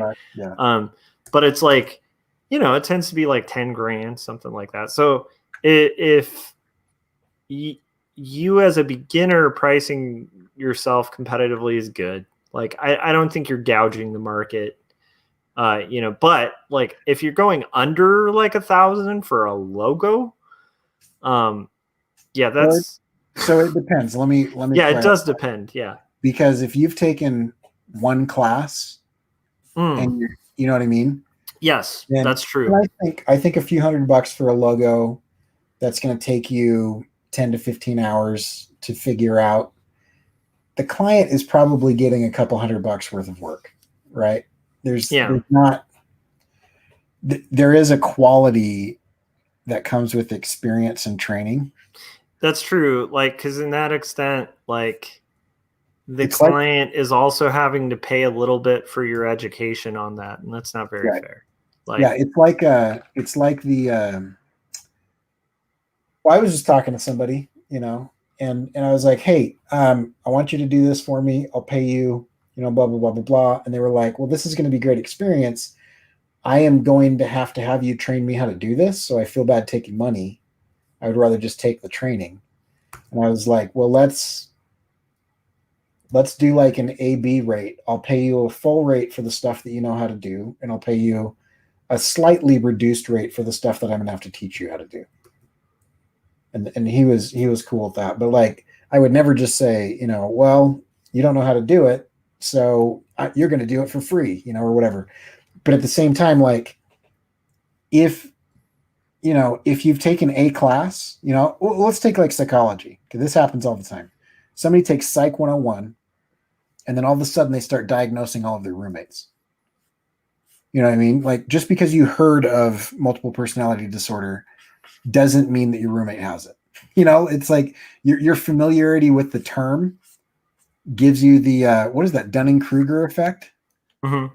It's the same thing with design. Like your familiarity, like you know what proximity is now. You don't know how to use it yet, but you know what it is. You're aware of it. Yeah. But your awareness of it doesn't make you better than anybody else, and you probably can't charge, what the teacher can charge. Yeah. You can charge more than somebody who hasn't had that class can charge. Absolutely. That's the only catch. Yep, absolutely. But I agree, like an awareness of kind of like where you're at and also what you're willing to take, because like I don't know, it's weird. It's like I used to get very mad about people undervaluing the industry and stuff. And I still to an extent am, but less so, because I've come to the conclusion, like, I mean, some people might not mind making less than minimum wage. Like, to me, I feel like if you're going to make minimum wage doing design, like, it's going to be like if you're making less than minimum wage doing graphic design, it might be less work and more freeing to just take a minimum wage job at like a McDonald's or like a fast food joint and then do the art you want to do, rather than have to make like the mediocre kind of stuff you're going to have to make for getting paid less than minimum wage. Yeah. That's my take on it. Now, if you're going to learn a skill through that, I don't know, maybe it's worthwhile. Don't fall for the exposure trap. But other than that, like, well, I think you can decide on exposure, but never have someone convince you of it. If they're convincing you of it, it's probably not real exposure. Right. Like basically, like a good example is like Wacom will be good exposure, but right. Wacom is never going to present it to you like, well, let's do this because it's good exposure. Usually you're going to approach them and then they're going to be like, yeah, this is a good deal. And then you'll be like, great, because this is good exposure, right? Like, you know what I mean? Like, that's usually how exposure works. Like, no one who can offer you good exposure is going to have to convince you that they can. Right. Like, because the people who can offer good exposure, you're just going to know it. Like, and generally they pay pretty well, so. Yeah. And, they understand value exchange. Yeah. And so, all of that I think is true. And I've never had somebody who can give exposure try to talk me into it. Mm-hmm. Yeah, that never happens. But I've had tons of people who don't have the ability to give me any good exposure try to convince me that they do. Yeah. That happens all the time. Oh, dude, that used to happen all the time. I get that less and less the less often I'm like doing freelance. But if I started being active in it again, like other than the amount I do now, which is basically just loyal clients. Yeah. But I do think, it's like, I don't know, like if your friend's opening a pizza shop or something and you really believe in the pizza shop, and your buddy asks you to make a logo or packaging for their pizza shop, maybe at that point, if it's a thing you believe in and it's a friend, like, I mean, generally don't do work for friends, but I'm saying if you sincerely believe in their thing, it's like, then why not just make a deal like, hey, like, here's the thing. I'm going to charge you like hardly anything. Give me free pizza for a year. I had a buddy. Like barter exchange, like. Yeah, I had a buddy who came to me and like, I'll tell you one thing that will really help people not to take advantage of you is if you talk about it all the time on social media, which is what I do. I rant about it. I've got hours of video of me talking about it. I tweet about it, like it's a thing, right? I have people that approach me now and I don't even have to say anything. They're like, listen, we want to pay you what you're worth. We know who you are. Like we're aware of your feelings on these things. Like it's hard to come in contact with me online and not know that I'm going to charge you money. It's because I talk about it all the time. But he came to me and he's like, hey, I want you to do. He's a zookeeper at the LA Zoo, and he does these really cool conservation efforts and like really cool stuff where they're like, doing things to make sure that animals don't go extinct and all kinds of important things, And they do this one thing called Laughs for Giraffes, and where they get a bunch of comedians that donate their time, and they charge a bunch of money, for tickets to the comedy show, and then all the proceeds go towards giraffe and rhinoceros conservation. So he wanted a logo, and I don't really do logos that often. I don't like doing them. And anyway, I told him, I said, hey, he's like, I want to pay you what you're worth, but I don't know what that is, And I said, well, I really don't touch logos for less than like a couple grand. Like it's kind of like scraping the bottom of the barrel. And he's like, oh man, never mind. Like I was going to give you like $250, but I'd have to pay for it out of my own pocket because the charity doesn't have the thing. And, and I was like, listen, let's do this. I will do the work, and then the work will be a donation. And then you write me, a slip that says that I donated this amount in trade, and I can write that off on my taxes. But that was my choice and my solution, just like you were saying, because I believe in the cause, Yep. But he came to me intending to pay but didn't have an idea of what that was. Yeah. And I think even if you're not getting like a slip or whatever, like, that is a really good way to do it. I also think like for charity is a pretty good cause to be careful, because there are charities or quote unquote charities that'll kind of rip you a new one and say they're doing it for charity. Yeah. But one of my favorite clients back in the day, I haven't done stuff for them in years, but I used to frequently do stuff for the DAV, the Disabled Veterans. And I would do it at like a super reduced rate because I just thought they're a cool organization.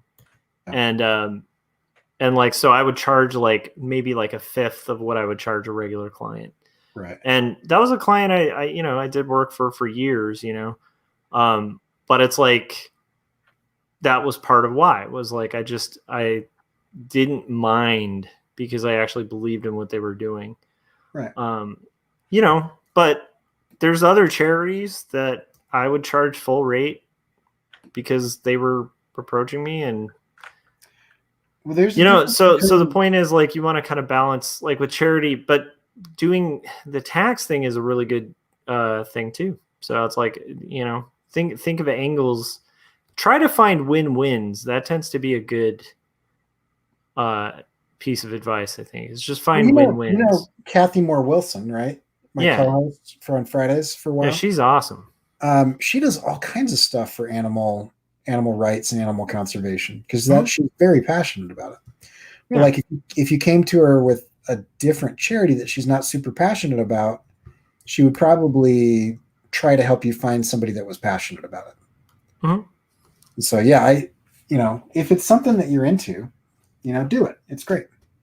But just because somebody has now I can't remember the distinction. What's the legal classification for a nonprofit? I can't remember, but I get where you're going with it, because it's like just because somebody has a nonprofit does not mean they're a charity.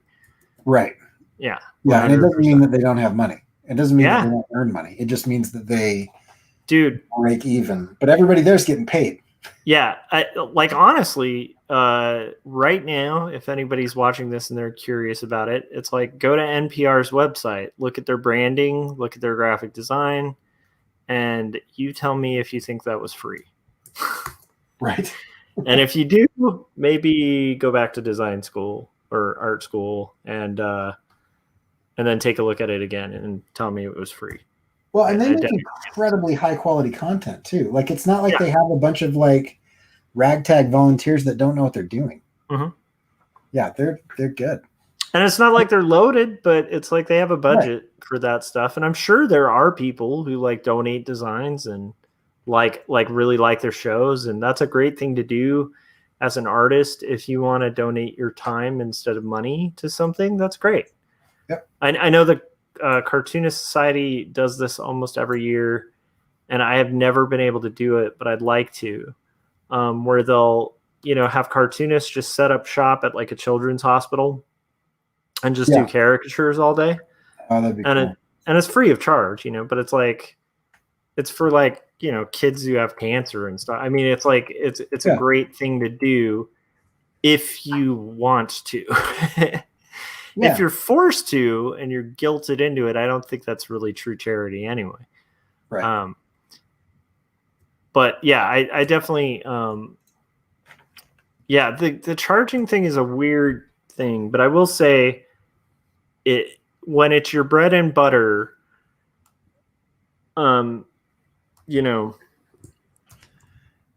it's a little harder to stand your ground when you're desperate, like you're hungry. It's hard to turn down any food. And, and so it's like, I do understand that, like, when artists like us who are fortunate enough to have careers and like have built things and gotten clients, and there is an element of luck to that too. So I can understand where, so like somebody who's really hungry and hasn't had that first paying client, like hearing that kind of thing could be really annoying, where they're just like, dude, I'd take like $10 for a drawing, I get it, but I will say it changes. And I will say what you charge will follow you a little bit.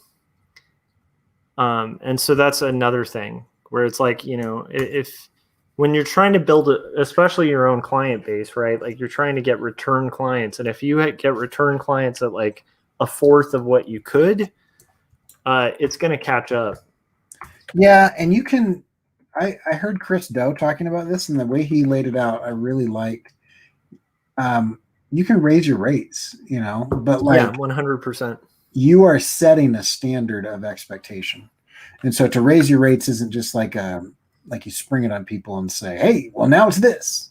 Yeah. And you don't want to raise, like to clarify, we're not talking raising your rates during a contracted job where you've already established and written. No, rates. yeah. Obviously you can't do that. You have a commitment. Yeah, absolutely. But like let's say you did a logo design for somebody at a certain rate, and then they come back to you and they're like, hey, I need this. You can go, like that was a year ago. I charged this. The market's changed. My clientele's changed. Like this is what I charge now. Yeah. Well, and you can also say, if, you can be honest and you can say, hey, I'm young, I'm inexperienced, or I was inexperienced. And I realized that I should have charged more for that. Yeah. You can even make it a more sympathetic thing and be like, I almost lost my shirt, like charging that much for people. Like I have integrity, so I finished it and I did it, but like I can't do that again. But the way he said it, I really liked, is he said, you use it as an opportunity. You say, hey, thank you for being a loyal client. I appreciate the work that you've given me. I just wanted to let you know that, in 30 days, I'm raising my rates. And so if you want anything done at the old rates, sign up now. I like the setting of expectations too with a timeline. So you're also showing consideration to your client. That's smart. Yeah, because that way, if they've got a job, then they're like, oh man, I want to get this now. So there's a sense of urgency. You could get an influx of work all of a sudden, Mm-hmm. But if they don't have something right then, you don't have to have the conversation with them when they need it, because you've already had that conversation with them. Oh, I love that.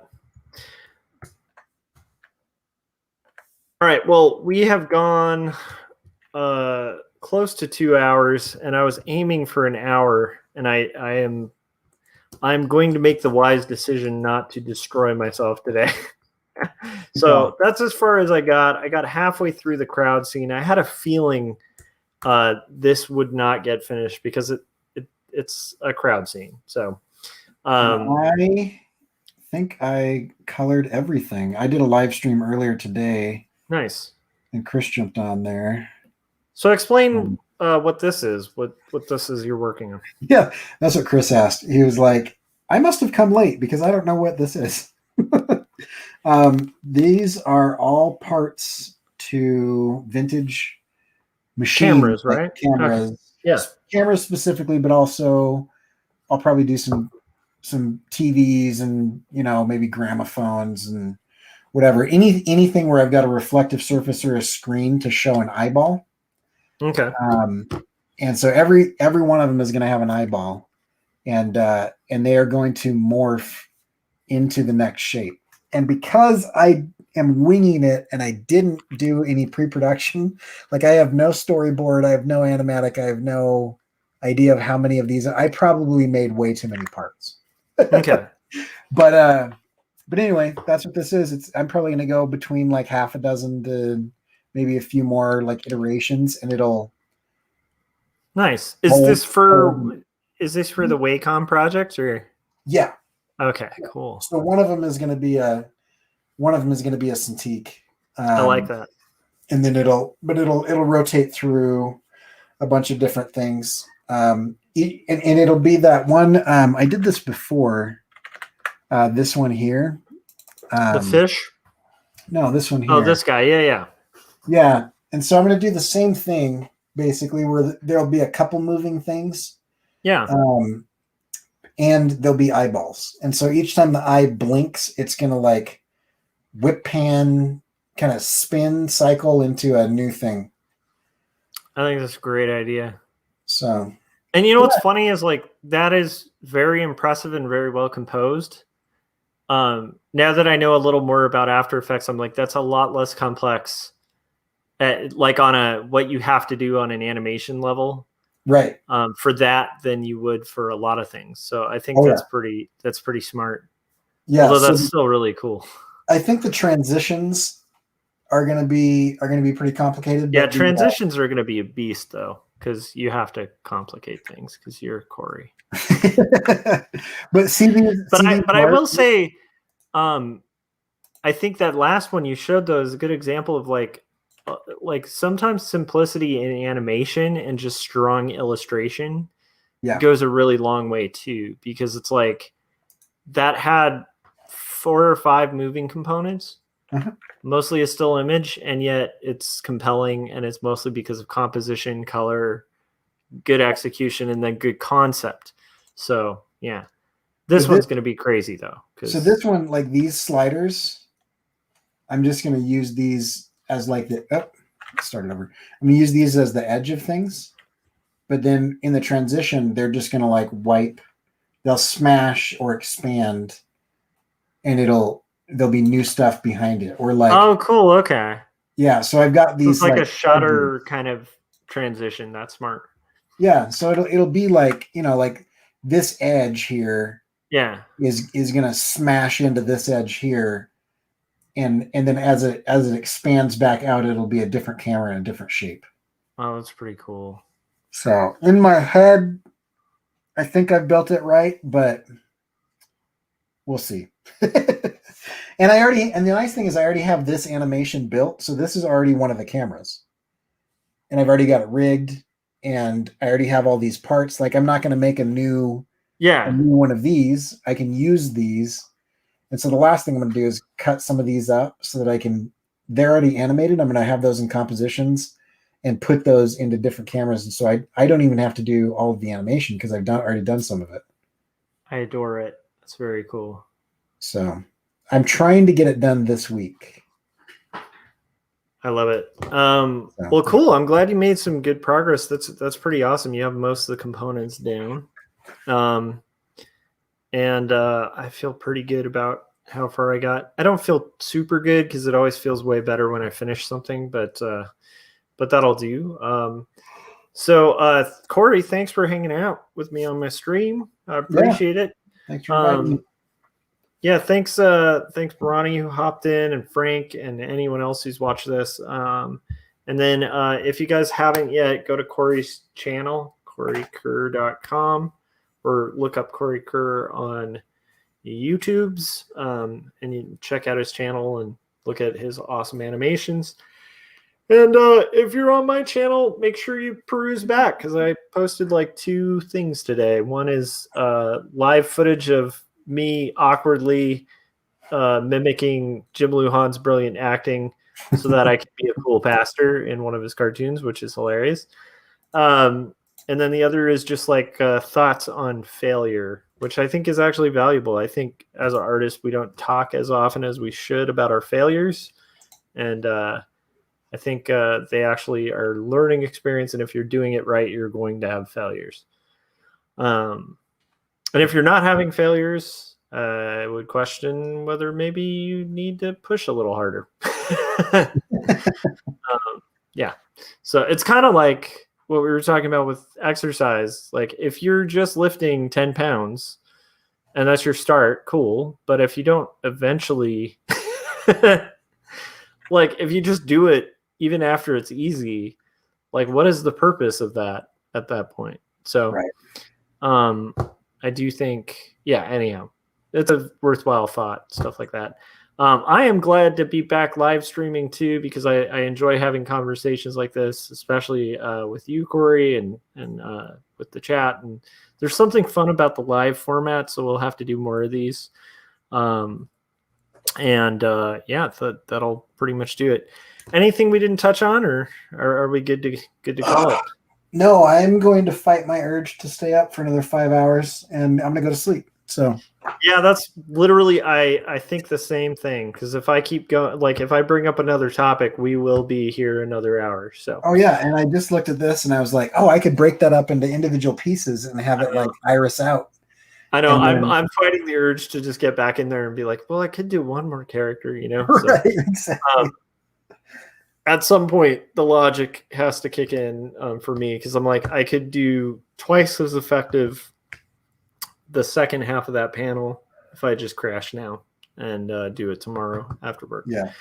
Well, anyhow, we got our creative time in, and I hope you guys out there are having a good, fulfilling creative time and overcoming your hurdles, and enjoyed our mostly. I don't know what we should call this one. I feel like it should be like old men talking about body problems. That was a good chunk of it, but it was really fascinating to me. And I think for anybody who doesn't really like, to me, the exercise thing's so new and fascinating. I don't know. You've got to watch. It's College Humor. I think it's called Actual Puberty. And it's like there's puberty that everybody talks about where you're like 12, and you grow hair in your armpits or whatever. Then there's actual puberty where you turn 40 and like your nose starts growing hairs. You're like, what the hell? Right. Your body starts falling apart. You work out just to be able to like function, not to look good. Anyway, you could call it something like our changing bodies. I love it. That's hilarious. All right. Well, thanks, and I will see you guys probably tomorrow. Wait. We will both see you guys tonight on Artcasters. Oh, that was the one thing that I wanted to talk to you about that I forgot to talk to you about. Oh, okay. I think my kid bought something on the Switch. Dang it. The one thing I wanted to talk to you about is a topic. Be thinking of a topic, because I don't have a good topic. And we don't have to discuss that right now, because I'm not introducing a new topic for tonight's discussion, just for Artcasters. If you have any ideas. I mean, it's interesting because you have so much symbolism in your art. Yeah. It might be interesting to talk about symbols in art. Yeah. But that could also be really short. I don't know. Don't answer right now. I was thinking Scott just brought up in one of his videos like work-life balance, and I thought that was kind of interesting. Yeah, that's always an evergreen topic. It's like I was just talking about that recently too. So that's I was even talking about having to do mental audits of your tasks in order to have that kind of work. You brought that up in a couple of your vlog-ins too, where it's like you're triaging your tasks. Yeah. So it's, I don't know. I think that's always a ripe topic. Yeah. So maybe I'll suggest that one. See what Scott says. Cool. Yeah. I love it. All right. Okay. We're actually going to go. Catch you later, man. Thank you for joining us. Bye.